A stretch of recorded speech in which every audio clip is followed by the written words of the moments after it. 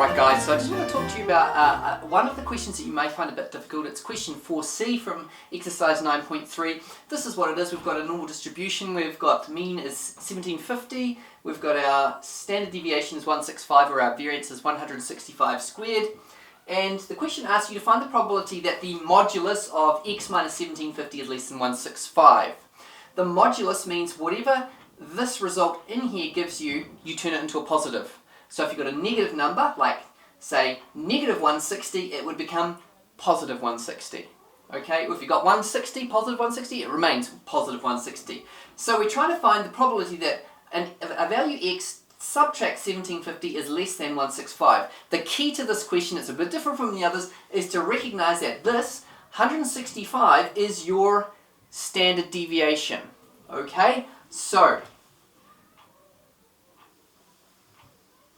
there's your normal distribution curve. This is 0. Now, you're saying that it's the positive or negative value here has got to be less than 165. So that would be 165. Now, if we converted 165 to our standard normal distribution, this is going to be one standard deviation that way, but it also could be negative 1 standard deviation this way. So we could get minus 165 and 165 are going to be our two boundaries.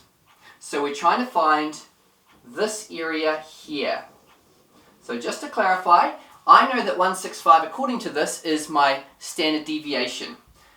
Right? So I'm going between one standard deviation this way, and it could be a negative, so one standard deviation this way.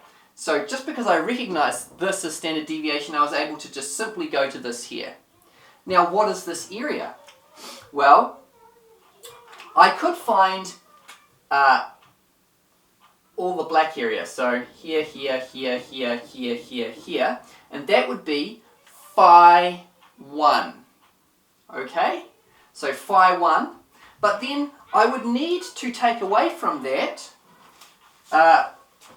this area here. I would need to take away this area here. Now, what is that area there?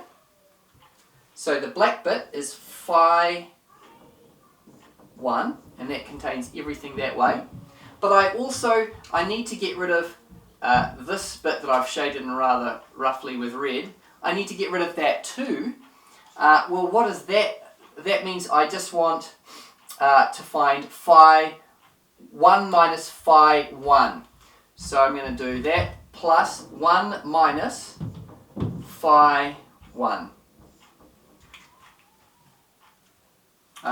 Sorry, I'm going to subtract that. So, just to clarify, because I made a hash up of that, I'm going to find phi 1, which is everything that way. Then I'm going to find this little bit here and subtract it from phi 1. What's this little bit here? Well, it's the same as that little bit there. That little bit there is 1, the whole thing, subtract phi 1, and that gives you that. So this bit here, you take 1, the whole probability, and you subtract phi 1, which is everything that way, and that gives you this here, which by symmetry is that there. So, that gives us this, phi 1 minus 1 minus phi 1. Now, if you go to your normal distribution table there, you can do that. What do we get? Phi 1 is 0.8413. And then I'm going to do that 1 minus 0.8413. And if I do that, I should get the correct answer. So what does this give me? Well, I need my calculator. I'm just going to grab that. Where is my calculator? Oh, here it is. 0.8413 minus 1 minus 0.8413, close bracket. And this is giving me 0.6826. 0.6826, which I think is the correct answer for that one. Alright team, we're moving on to question 6. This is part A. We have x is normally distributed with a mean of 25 and a standard deviation of, a variance of 16, which means that our standard deviation is equal to 4. Just be aware of that. That's the variance, so standard deviation is 4. We've got to find x such that x is greater than x.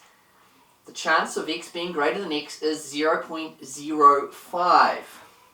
Okay, so you want to, this has already given us a probability, and it's 0.05. In other words, you're dealing with, if you think about it, this is just draw our normal distribution. A normal distribution looks like this.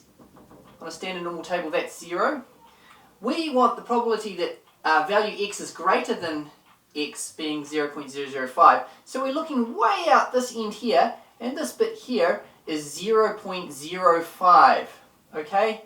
In other words, 95% of our data is this way. Now when I say 95% like that, that should be ringing some bells in your head, right? Because right at the bottom of your sheet here, you've got some critical values, okay? And one of the critical values is 95. When P, probability, is 95, it gives you a Z number. So this here is 95% of data is that way, and if you look at P equals 0.95,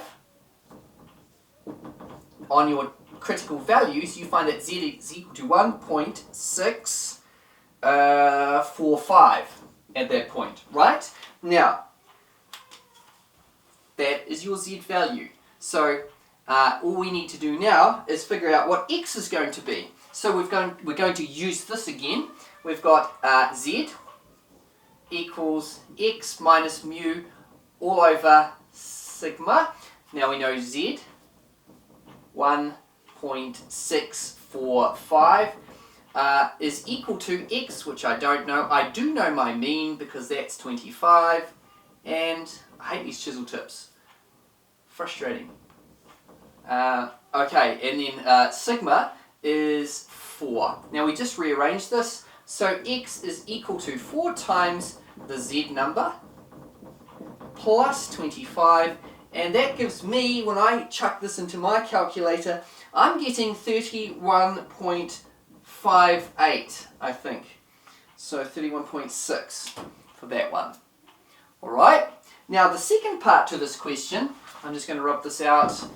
The second part to this question, we've got the same data, but this time we're being asked to find y such that P, chisel tips, honestly, x is less than y is equal to 0.06. No, not 0.06, just 0.6. Okay, so similar kind of idea here.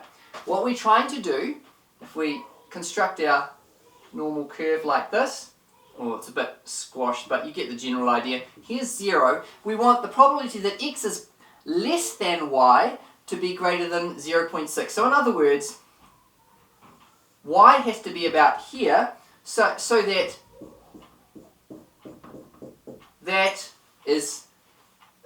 x being less than y is 60%, right? So that's our 60%, and we've got 40 on this side. Okay, so all we need to do now is pick up our table and find 0.6 as a probability, not a Z number, but a probability. We want the probability that it's less than this value being 60%. So we look for 0.6. So if you look at your table here, you're looking at this data in here, and you find the closest value to 0.6. Now, I'm looking here, and I'm thinking that it's going to be in the line of Z 0.2 somewhere. So I go and find the closest one. The closest one I can find is 0.5987. I don't know if you probably can't see this. 0.5987. That's not quite close enough. I want to get as close to 0.6 as I can. So I've got to add, what can I add from this add column here? I think if I add 12 to the end, I'm going to end up with 0.5999. So that will give me a Z number of 0.253.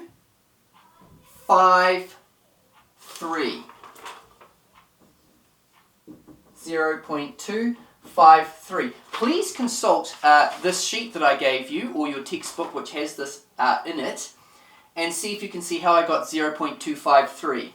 I looked to find the closest number under 0.6 that I could in these probabilities, and then once I got as close as I could, I looked at the add columns to add so I could get as close to 0.6 as I can, and that is the Z number that I got.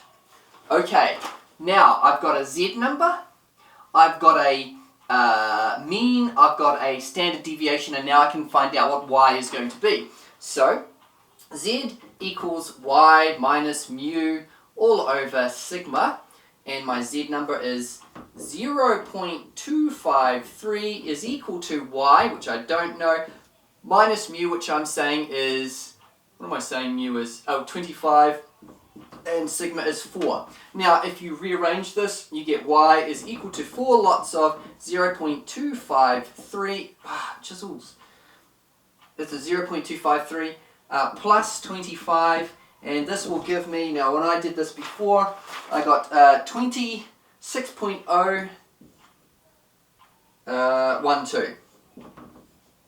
And that's my answer for that one. Well, I hope that makes sense to you guys. Questions, email me questions if you don't understand that one, and I will try to clarify more, or perhaps watch the video a couple of times first. Alright, good luck.